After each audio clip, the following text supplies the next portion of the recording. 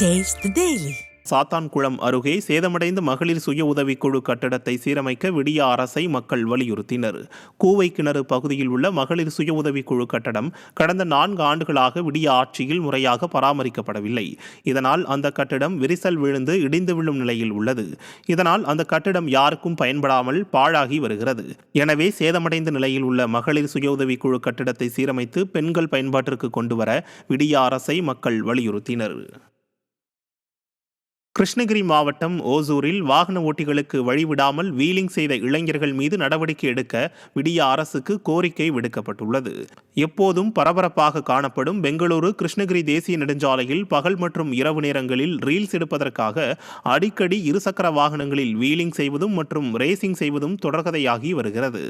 இதனால் அந்த சாலையில் செல்லும் மற்ற வாகன ஓட்டிகள் கடும் அவதியடைந்து வருகின்றனர். இதனால் விபத்துக்கள் ஏற்படுவதும் வாடிக்கையாகி வரும் நிலையில் விடிய அரசின் ஏவல் துறை குரட்டை விடுவதாக வாகன ஓட்டிகள் குற்றம் சாட்டினர். திருவண்ணாமலை மாவட்டம் ஆரணியில் கோயில் இடத்தை மீட்க வேண்டும் என உச்சநீதிமன்றம் உத்தரவு பிறப்பித்த பிறகும் அதிகாரிகள் நடவடிக்கை எடுக்கவில்லை என நிர்வாகிகள் புகார் கொடுத்தனர்.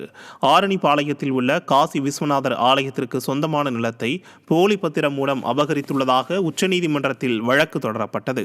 தனியார் ஆக்கிரமிப்பு செல்லாது எனவும் அந்த நிலத்தை மீட்க இந்து சமய அறநிலையத்துறை நடவடிக்கை எடுக்க வேண்டும் எனவும் தீர்ப்பு வழங்கப்பட்டது.